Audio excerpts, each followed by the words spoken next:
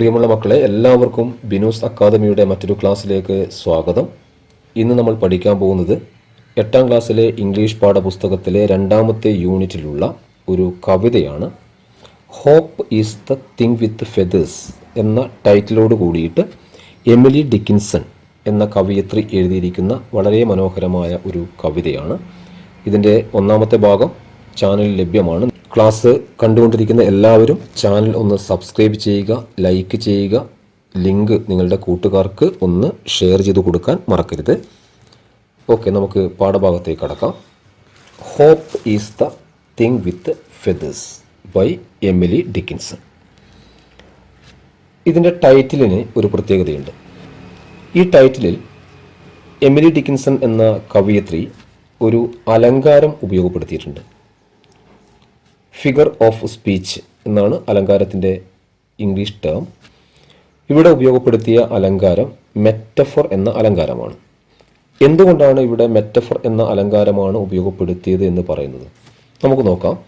ഇവിടെ ഹോപ്പിനെ, പ്രതീക്ഷയെ, ഡിക്കിൻസൺ ഒരു വസ്തുവിനോട് താരതമ്യം ചെയ്യുകയാണ്. ഏതാണ് ആ വസ്തു? എമിലി ഡിക്കിൻസൺ പറയുന്നു, ഹോപ്പ് എന്നുള്ളത് is the thing with feathers എന്നാണ് പറയുന്നത്. തിങ് എന്ന് പറഞ്ഞു കഴിഞ്ഞാൽ ഒരു വസ്തു. എങ്ങനെയുള്ള വസ്തുവാണ്? വിത്ത് ഫെദേഴ്സ് ആണ്. ഫെദേഴ്സ് ഉള്ള വസ്തു. എന്താണ് ഫെദേഴ്സ്? തൂവലുകളാണ്. തൂവലുകളുള്ള ഒരു വസ്തുവിനോടാണ് പ്രതീക്ഷയെ എമിലി ഡിക്കിൻസൺ കമ്പയർ ചെയ്യുന്നത്. ഏതാണ് തൂവലുകളുള്ള വസ്തു? തൂവലുകളുള്ള വസ്തുവിനെ നമ്മൾ എന്താ വിളിക്കുക? ബേർഡ്സ്, പക്ഷികൾ എന്നാണ് വിളിക്കുക. അപ്പോൾ ഹോപ്പിനെ ഒരു പക്ഷിയോട് താരതമ്യം ചെയ്തുകൊണ്ടാണ് എമിലി ഡിക്കിൻസൺ കവിത എഴുതിയിട്ടുള്ളത്. അപ്പോൾ അവിടെ ഉപയോഗപ്പെടുത്തിയ അലങ്കാരം ഏതാണ്? മെറ്റഫറാണ്. ഒന്നിനെ മറ്റൊന്നിനോട് താരതമ്യം ചെയ്തുകൊണ്ട് പറയുകയാണെങ്കിൽ അത്തരത്തിലുള്ള അലങ്കാരങ്ങളെ നമ്മൾ വിളിക്കുന്ന പേരാണ് മെറ്റഫർ. ഓക്കെ, കവിതയുടെ തുടർന്ന് വരുന്ന ലൈനുകളിലൊക്കെ തന്നെ ഓരോ സ്റ്റാൻസിയിലും നമുക്ക് ഹോപ്പ് എന്നുള്ളത് ഒരു പക്ഷിയായിട്ടാണ് ഇവിടെ ഡിക്കിൻസൺ അവതരിപ്പിച്ചിരിക്കുന്നത്. അപ്പോൾ എല്ലായിടത്തും ഒരു പക്ഷിയെ എങ്ങനെയാണോ കാണുന്നത് അതുപോലെയാണ് നമ്മൾ ഹോപ്പിനെ കാണേണ്ടത്. ഓക്കെ, നമുക്ക് 1ാമത്തെ സ്റ്റാൻസിലേക്ക് കടക്കാം. 1ാമത്തെ സ്റ്റാൻസയുടെ 1ാമത്തെ ലൈൻ ഈ കവിതയുടെ ടൈറ്റിൽ തന്നെയാണ്. Hope is the thing with feathers എന്ന് പറഞ്ഞുകൊണ്ടാണ് കവിത ആരംഭിക്കുന്നത്. That perches in the soul and sings the tune without the words and never stops at all. Okay, എന്തൊക്കെയാണ് ഈ ഹോപ്പിനെ കുറിച്ച് പറയുന്നത്? ഡിക്കിൻസൺ പറഞ്ഞു, hope is the thing with feathers. തൂവലുകളുള്ള ഒരു വസ്തുവാണ്, ഒരു പക്ഷിയാണ് ഹോപ്പ്. എങ്ങനെയുള്ള പക്ഷിയാണെന്ന് പറയുകയാണ്. That perches in the soul. Perches എന്നുള്ളത് അർത്ഥമാക്കുന്നത് ഇരിക്കുക, സിറ്റ് എന്നാണ്. നമ്മളതിനെ മലയാളത്തിൽ ഒന്നുകൂടി നമ്മൾ മനോഹരമായിട്ട് പറയുകയാണെങ്കിൽ, പക്ഷികളൊക്കെ ഇരിക്കുക എന്ന് നമ്മൾ പറയാറില്ല. പക്ഷികളൊക്കെ മരക്കൊമ്പിലൊക്കെ ചേക്കേറുക എന്നാണ് പറയുക. അപ്പം ശരിക്കും ഈ പേർച്ചിൻ്റെ മീനിങ് ചേക്കേറുക എന്നാണ്, വന്നിരിക്കുക എന്നർത്ഥം. ഓക്കെ, അപ്പോൾ എങ്ങനെയുള്ള പക്ഷിയാണ് ഈ ഹോപ്പ്? ഹോപ്പ് എന്ന് പറയുന്നത് ഒരു പക്ഷിയാണ്. അതെവിടെയാണ് വന്നിരിക്കുന്നത്? That perches in the soul. Soul means ആത്മാവ്. ഇവിടെ നമുക്ക് ആത്മാവെന്ന് പറയാം, നമ്മുടെ മനസ്സ് എന്ന് പറയാം, ഹൃദയം എന്ന് പറയാം. ആ മീനിങ് ഒക്കെ ഇവിടെ സോൾ എന്ന് പറയുന്ന വേർഡിന് നമുക്ക് അപ്ലൈ ചെയ്ത് കൊടുക്കാം. അപ്പോൾ സോളിൽ വന്നിരിക്കുന്ന, നമ്മുടെ ആത്മാവിലിരിക്കുന്ന, നമ്മുടെ ഉള്ളിലിരിക്കുന്ന, നമ്മുടെ ഹൃദയത്തിൽ കുടിയിരിക്കുന്ന ഒരു പക്ഷിയാണ് പ്രതീക്ഷ എന്നാണ് ഡിക്കിൻസൺ പറയുന്നത്. നമുക്കെപ്പോഴും, പലപ്പോഴും, പല സന്ദർഭങ്ങളിലും നമുക്ക് ആശ്വാസം തരുന്ന, കംഫോർട്ട് തരുന്ന ഒരു പക്ഷിയായിട്ടാണ് എമിലി ഡിക്കിൻസൺ ഇതിനെ നമുക്ക് മുമ്പിലേക്ക് കാണിച്ചു തരുന്നത്. 3ാമത്തെ ലൈൻ നോക്കിയേ. And sings the tune without the words. Dickinson പറയുകയാണ്, ഈ നമ്മുടെ ആത്മാവിൽ വന്നിരിക്കുന്ന, കുടിയേറിയിരിക്കുന്ന ഈ പക്ഷി, ഹോപ്പ് എന്ന് നമ്മൾ വിളിക്കുന്ന പക്ഷിയായിട്ട് എമിലി ഡിക്കിൻസൺ കാണിച്ചിരിക്കുന്ന ഈ പക്ഷിയുണ്ടല്ലോ, അത് സിങ് ചെയ്യും, പാടിക്കൊണ്ടേയിരിക്കും, പാട്ട് പാടിക്കൊണ്ടേയിരിക്കും. എന്താണ് പാടുന്നത് പറയുന്നുണ്ട്? എന്താണ്? ദ ട്യൂൺ ആണ്. ട്യൂൺ എന്ന് പറയുന്നത് സോങ് ആണ്, പാട്ടാണ്, അല്ലെങ്കിൽ മെലഡീസ് ആണ്, അങ്ങനെയൊക്കെ നമുക്ക് പറയാം. ഈ പക്ഷി എന്ത് ചെയ്യാണ്? പാട്ട് പാടിക്കൊണ്ടേയിരിക്കുകയാണ്. എങ്ങനെയുള്ള പാട്ടാണ്? വിത്തൗട്ട് ദ വേർഡ്സ് ആണ്. വാക്കുകളില്ലാത്ത, വാക്കുകൾ പുറത്തേക്ക് കേൾക്കാത്ത, ശബ്ദമില്ലാത്ത എന്നൊക്കെ പറയാം നമുക്ക്. അങ്ങനെയുള്ള പാട്ട് പാടിക്കൊണ്ടിരിക്കുന്ന ഒരു പക്ഷിയാണ് ഹോപ്പ് എന്ന് പറയുന്നു. അതെവിടെയാണ് കുടിയിരിക്കുന്നത്? നമ്മുടെ ഹൃദയത്തിലാണ്, അല്ലെങ്കിൽ ആത്മാവിലാണ്. ആ പാട്ടിൻ്റെ പ്രത്യേകത കൂടെ പറയുന്നുണ്ട്. And never stops at all. ഈ പാട്ട് ആ പക്ഷി ഒരിക്കലും നിർത്താറില്ല. നെവർ സ്റ്റോപ്സ് ആണ്, ഒരിക്കലും നിർത്താറില്ല ഈ പാട്ട്. ഒരു വേള പോലും അത് നിർത്തിവെക്കാറില്ല. എപ്പോഴും ഈ പാട്ട് ഇത് പാടിക്കൊണ്ടേയിരിക്കും. അപ്പോൾ നമ്മുടെ മനസ്സിൽ നമുക്ക് എപ്പോഴും ഒരു ആശ്വാസം നൽകുന്നത് എന്താണ്? ഈ പക്ഷിയുടെ പാട്ടാണ്. പ്രതീക്ഷയുടെ ഒരു പാട്ടാണ്, പ്രതീക്ഷയാകുന്ന പക്ഷിയുടെ പാട്ടാണ് എന്ന് പറഞ്ഞു വെക്കുകയാണ് ഒന്നാമത്തെ സ്റ്റാൻസി. ഓക്കെ, മനസ്സിലായി എന്ന് വിചാരിക്കുന്നു. ഈ സ്റ്റാൻസ് നമ്മൾ വായിച്ചു പോകുമ്പോൾ നമുക്ക് നമ്മുടെ മനസ്സിലൊരു ചിത്രം തെളിഞ്ഞു വരും. അതായത് നമ്മുടെ ഹൃദയത്തിൽ ഒരു പക്ഷി വന്നിരിക്കുന്ന ഒരു ചിത്രം നമുക്ക് തെളിഞ്ഞു വരും. ആ ചിത്രമാണ് നിങ്ങളുടെ ടെക്സ്റ്റ് ബുക്കിൽ കവിതയുടെ സൈഡിലായിട്ട് കൊടുത്തിരിക്കുന്നത്. ഒരു ഹാർട്ടിൻ്റെ ചിഹ്നം കാണാം, അതിനുള്ളിൽ ഒരു കൊമ്പിൽ ഒരു പക്ഷി ഇരിക്കുന്നതായിട്ടുള്ള ഒരു ചിത്രം. ഓക്കെ, രണ്ടാമത്തെ സ്റ്റാൻസിലേക്ക് പോവാം. And sweetest in the gale is heard and sore must be the storm that could abash the little bird that kept so many warm. Okay, ഇവിടെ ഈ പക്ഷിയുടെ പാട്ട് ഏത് തരത്തിലുള്ളതാണെന്നാണ് പറയുന്നത് രണ്ടാമത്തെ സ്റ്റാൻസിയിൽ. ആ പാട്ട് നമുക്ക് എപ്പോഴൊക്കെയാണ് കേൾക്കുവാൻ കഴിയുക എന്ന് പറയുകയാണ്. Okay, and sweetest in the gale is heard. ഈ പക്ഷിയുടെ പാട്ട് വളരെ മനോഹരമായിട്ട്, സ്വീറ്റസ്റ്റ് ആയിട്ട്, വളരെ മാധുര്യമുള്ളതായിട്ട് കേൾക്കാൻ പറ്റുമെന്നാണ് പറയുന്നത്. എപ്പോഴാണ് കേൾക്കാൻ പറ്റുക? In the gale is heard ആണ്. ഇവിടെ ഗെയിൽ എന്നുള്ള വേർഡിൻ്റെ മീനിങ് സ്ട്രോങ് വിൻഡ് എന്നാണ്, ശക്തമായ കാറ്റ് എന്നാണ്. പക്ഷെ നമ്മൾ ഇവിടെ മനസ്സിലാക്കേണ്ടത് സിംബോളിക്കാണ് ആ വേർഡ്. ഇവിടെ ഗെയിൽ എന്ന് പറയുന്നത് യഥാർത്ഥ മീനിങ് സ്ട്രോങ് വിൻഡ് എന്നാണെങ്കിലും അതിൻ്റെ സിംബോളിക് മീനിങ് എന്ന് പറയുന്നത് നമ്മുടെ ജീവിതത്തിലൊക്കെ വലിയ തരത്തിലുള്ള പ്രശ്നങ്ങളൊക്കെ ഉണ്ടാവില്ലേ? ആ പ്രശ്നങ്ങളെയാണ്, നമുക്കുണ്ടാകുന്ന എന്തെങ്കിലും തരത്തിലുള്ള വലിയ വലിയ പ്രശ്നങ്ങളെയാണ് ഇവിടെ ഗെയിൽ എന്ന് സിംബോളിക്കായിട്ട് ഡിക്കിൻസൺ ഉപയോഗപ്പെടുത്തിയത്. അപ്പോൾ ഗെയിൽ എന്ന് പറയുന്നത് ജീവിതത്തിൽ ഉണ്ടാകുന്ന വലിയ പ്രശ്നങ്ങളാണ് എന്ന് മനസ്സിലാക്കി വെക്കുക. പക്ഷേ അതിൻ്റെ യഥാർത്ഥ മീനിങ് സ്ട്രോങ് വിൻഡ് എന്നാണ്. എന്താണ് ഇവിടെ ഡിക്കിൻസൺ പറയുന്നത്? വലിയ പ്രശ്നങ്ങൾ ഉണ്ടാകുമ്പോൾ, നമ്മൾ വലിയ വലിയ പ്രശ്നങ്ങളിലൊക്കെ അകപ്പെട്ടു പോകുന്ന സമയത്ത് ഈ പക്ഷിയുടെ പാട്ട് വളരെ മനോഹരമായിട്ട് കേൾക്കാൻ കഴിയുമെന്നാണ്. അതായത് നമുക്ക് ഈ പ്രശ്നങ്ങളൊക്കെ മാറും എന്നുള്ള ഒരു ചിന്ത നമ്മളിലേക്ക് വരാറില്ലേ? അതിനെയാണല്ലോ നമ്മൾ പ്രതീക്ഷ എന്ന് പറയുന്നത്. അപ്പോൾ ഈ പക്ഷിയുടെ പാട്ട് പ്രശ്നങ്ങൾ ഉണ്ടാകുന്ന സമയത്ത് ഈ പക്ഷി നമ്മുടെ ആത്മാവിൽ നിന്ന്, നമ്മുടെ ഹൃദയത്തിൽ നിന്ന്, നമ്മുടെ മനസ്സിൽ നിന്ന് ഇങ്ങനെ വളരെ മനോഹരമായിട്ട് മാധുര്യത്തോടു കൂടിയിട്ട് പാട്ട് പാടിക്കൊണ്ടേയിരിക്കും. അപ്പോൾ എന്ത് പ്രശ്നം നമുക്കുണ്ടാകുമ്പോഴും നമ്മുടെ മനസ്സ് നമുക്ക് ഒരു പ്രതീക്ഷ തരും, ഇതൊക്കെ അവസാനിക്കുമെന്ന് പറഞ്ഞുകൊണ്ട്. അതിനെയാണ് ഇവിടെ എമിലി ഡിക്കിൻസൺ വരച്ചു കാണിക്കുന്നത്. ഓക്കെ, മനസ്സിലായില്ലേ? ഓക്കെ, നമുക്ക് രണ്ടാമത്തെ ലൈനിലേക്ക് പോകാം. And sore must be the Storm. ഇവിടെ സോർ എന്ന വേർഡിൻ്റെ അർത്ഥം വേദനയുണ്ടാക്കുന്നത് എന്നാണ്, കഠിനമായ വേദനയുണ്ടാക്കുന്നത് എന്നാണ് അതിൻ്റെ അർത്ഥം. Must be the Storm. Storm എന്ന വേർഡിൻ്റെ അർത്ഥം, യഥാർത്ഥ മീനിങ് കൊടുങ്കാറ്റ് എന്നാണ്. ഇതും സിംബോളിക്കാണ്. അതായത് നമ്മുടെ ജീവിതത്തിൽ ഉണ്ടാകുന്ന അതികഠിനമായ, അതായത് നമുക്ക് പ്രതീക്ഷയൊക്കെ അസ്തമിച്ചു പോകുന്ന തരത്തിലുള്ള പ്രശ്നങ്ങളൊക്കെ ഉണ്ടാകാറില്ലേ? അതിനെയാണ് ഇവിടെ ഈ ലൈനിലൂടെ വരച്ച് കാണിക്കുന്നത്. അതികഠിനമായ പ്രശ്നങ്ങൾ ചിലപ്പോൾ എന്തായിരിക്കാം? അത് അതികഠിനമായ വേദന ഉണ്ടാക്കുന്നതായിരിക്കാം. എല്ലാ പ്രതീക്ഷകളും അസ്തമിച്ചു പോകുന്ന തരത്തിലുള്ള പ്രശ്നങ്ങളൊക്കെ, പ്രോബ്ലംസൊക്കെ നമ്മുടെ ലൈഫിൽ ഉണ്ടാകാറുണ്ടല്ലോ. അതിനെ വരച്ച് കാണിക്കാൻ വേണ്ടിയിട്ട് ഉപയോഗപ്പെടുത്തിയ ടേമാണ് സ്റ്റോം എന്ന് പറയുന്നത്. സോർ മസ്റ്റ് ബി ദ സ്റ്റോം. എന്നിട്ട് പറയുകയാണ്, അത് പ്രതീക്ഷ അസ്തമിച്ചു പോകുന്ന ചില പ്രശ്നങ്ങളൊക്കെ ഉണ്ടാകും എന്നാണ് അടുത്ത ലൈനിൽ പറയുന്നത്. That could. ആ സ്റ്റോം ഉണ്ടല്ലോ, ആ പ്രശ്നങ്ങളുണ്ടല്ലോ, എന്ത് ചെയ്യുമെന്നറിയോ? Could abash the little bird.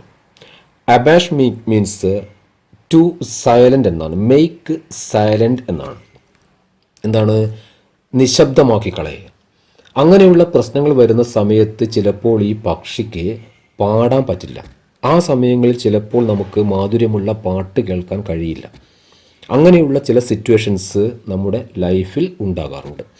ആ അത്രയും തീഷ്ണതയുള്ള ആ പ്രശ്നത്തെ കാണിക്കാനാണ് സ്റ്റോം എന്ന് പറയുന്ന പദം അവിടെ ഉപയോഗിച്ചത്. അങ്ങനെയുള്ള പ്രശ്നങ്ങൾ എന്ത് ചെയ്യും? ഈ പക്ഷിയെ അബാഷ് ആക്കി കളയും. എന്താണ് അബാഷ് ആക്കുക? സൈലൻ്റ് ആക്കി കളയും എന്നാണ്, നിശബ്ദമാക്കി കളയും. പാടാൻ കഴിയാത്ത ചില അവസരങ്ങൾ ഈ പക്ഷിയിൽ ഉണ്ടാകും. ഹോപ്പിന്, നമ്മുടെ മനസ്സിലുള്ള പ്രതീക്ഷകളൊക്കെ അസ്തമിച്ചു പോകാറുണ്ട് എന്നാണ്. ഉണ്ടാകാറില്ലേ? അതിനെയാണ് ആ 2 ലൈനിലൂടെ കാണിച്ചിരിക്കുന്നത്. ഓക്കെ, ഇനി ആ സ്റ്റാൻസയിലെ 4ാമത്തെ ലൈനിലേക്ക് നോക്കിയേ. എന്താണ് 4ാമത്തെ ലൈനിൽ പറയുന്നത്? That kept so many warm എന്നാണ്. ഇവിടെ ഈ ലൈനിലൂടെ ഈ പക്ഷിയെ ഒന്നുകൂടെ നമ്മുടെ മുമ്പിലേക്ക് വരച്ചു കാണിക്കുകയാണ്. എന്ത് കഴിവുള്ള പക്ഷിയാണെന്ന് പറയുകയാണ്. ആ പക്ഷിയുടെ പ്രത്യേകത എന്താണ്? ദാറ്റ് മീൻസ് ഇവിടെ ആ പക്ഷിയാണ്. That kept so many warm. അവിടെ നിങ്ങൾ ശ്രദ്ധിക്കേണ്ടത്, കെപ്റ്റ് സോ മെനി വാം എന്ന് വായിക്കുമ്പോൾ നിങ്ങൾ കെപ്റ്റ് വാം എന്നുള്ള ആ 2 പദങ്ങളെ നമ്മൾ ഒരുമിച്ചെടുക്കുക, അല്ലെങ്കിൽ കീപ്പ് വാം എന്ന് പറയാം.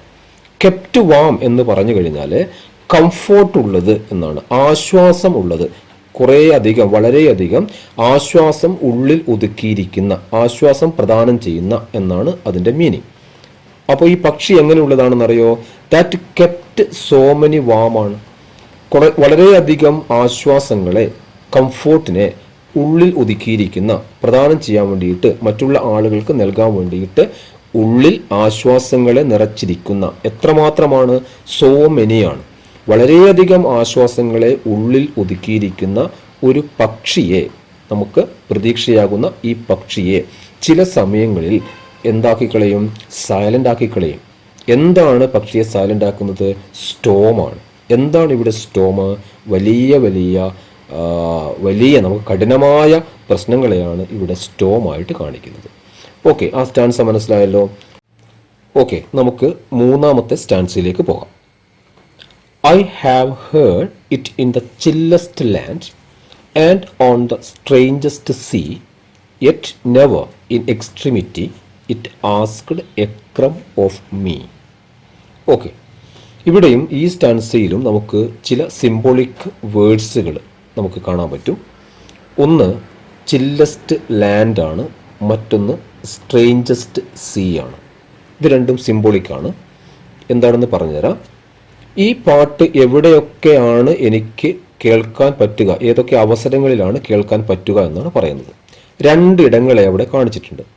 ഒന്ന് ചില്ലസ്റ്റ് ലാൻഡിലാണ്, ഒന്ന് സ്ട്രേഞ്ചസ്റ്റ് സീയിലാണ്. ഈ 2 ഇടങ്ങളിൽ എനിക്ക് ഈ പാട്ട് കേൾക്കാൻ കഴിയുമെന്നാണ്. എന്താണ് പറഞ്ഞത്? ചില്ലസ്റ്റ് ലാൻഡ്. ചില്ലസ്റ്റ് എന്നുള്ളതിൻ്റെ യഥാർത്ഥ മീനിങ് വളരെയധികം തണുപ്പുള്ളത് എന്നാണ്. തണുപ്പുള്ള ഇടങ്ങൾ, ലാൻഡ് മീൻസ് സ്ഥലം എന്നാണ്. ചില്ലസ്റ്റ് ലാൻഡ് എന്ന് പറഞ്ഞു കഴിഞ്ഞാൽ വളരെയധികം തണുപ്പുള്ള ഇടങ്ങളിൽ എന്നാണ് യഥാർത്ഥ മീനിങ്. പക്ഷേ ഇത് സിംബോളിക്കാണ്. എന്താണത് കൊണ്ട് അർത്ഥമാക്കുന്നത്? അതായത് ചില്ലസ്റ്റ് ലാൻഡ് എന്ന പദം ശരിക്കും ഇവിടെ അർത്ഥമാക്കുന്നത് നമ്മുടെ ലൈഫിൽ ഉണ്ടാകുന്ന പ്രോബ്ലമാറ്റിക് സിറ്റുവേഷനാണ്. വളരെയധികം പ്രശ്നമുഖരിതമായ ഇടങ്ങൾ എന്നാണ് അതുകൊണ്ട് അർത്ഥമാക്കുന്നത്.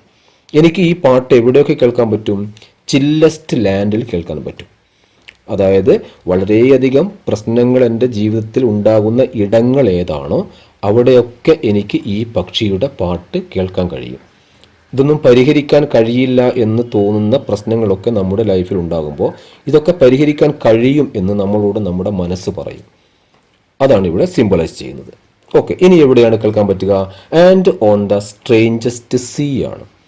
സ്ട്രേഞ്ചസ്റ്റ് എന്ന് പറയുന്നത് യഥാർത്ഥ മീനിങ് അപരിചിതമായത് എന്നാണ്. സീ എന്നുള്ളത് കടൽ എന്നാണ് അർത്ഥമാക്കുന്നത്.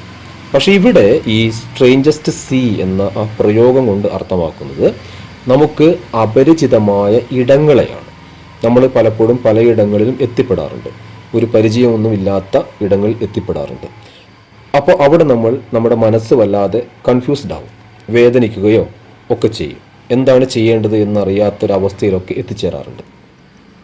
അപ്പോൾ അങ്ങനെയുള്ള ഇടങ്ങളെ കാണിക്കാനാണ് സ്ട്രേഞ്ചസ്റ്റ് സീ എന്ന പദപ്രയോഗം അവിടെ നടത്തിയിരിക്കുന്നത്. അതും എന്താണ്, സിംബോളിക്കാണ്.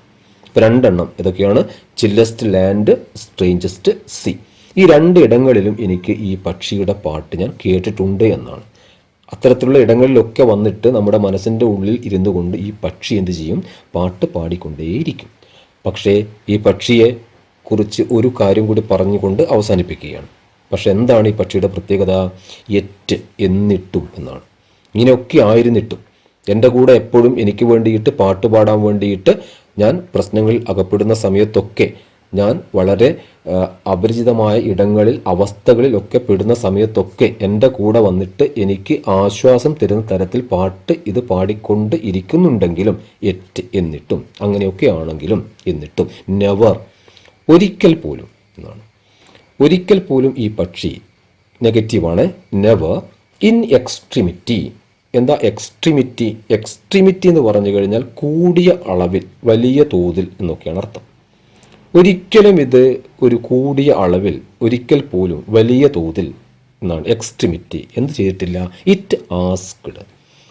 നെവർ ആസ്ക്ഡ് എന്നാണ് നിങ്ങൾ മനസ്സിലാക്കേണ്ടത്. ഒരിക്കലും ചോദിച്ചിട്ടില്ല എന്നാണ് മനസ്സിലാക്കേണ്ടത്. ഒരിക്കലും ഈ പക്ഷി ഈ പാട്ട് പാടിയതിൻ്റെ ഫലമായിട്ട് ഒരിക്കലും ഈ പക്ഷി എന്നോട് ചോദിച്ചിട്ടില്ല. എന്ത് ചോദിച്ചിട്ടില്ല?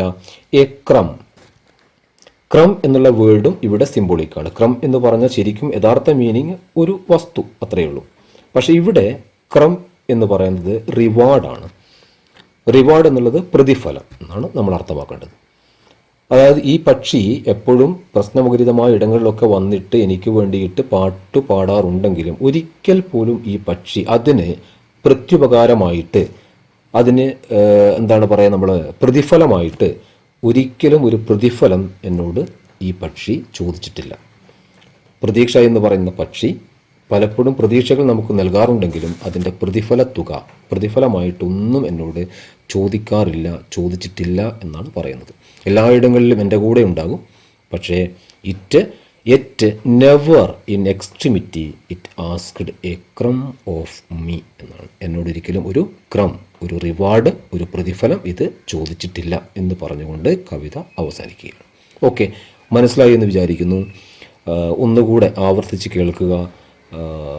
എന്തൊക്കെയാണ് അതിൽ പറയുന്ന സിംബോളിക്കായിട്ടുള്ള വേർഡുകൾ, സിംബോളിക് സിറ്റുവേഷൻസ് ഒക്കെ മനസ്സിലാക്കിയിട്ട് നല്ലവണ്ണം ശ്രദ്ധിച്ചിട്ട് 1-2 പ്രാവശ്യം കേട്ടുകൊണ്ട് നല്ലവണ്ണം മനസ്സിലാക്കിക്കൊണ്ട് പഠിക്കുക. നമുക്കിതിൻ്റെ ചോദ്യോത്തരങ്ങളും അതേപോലെ തന്നെ മറ്റു തരത്തിലുള്ള ആക്ടിവിറ്റീസിലും അടുത്ത ക്ലാസ് മുതൽ പോകാം.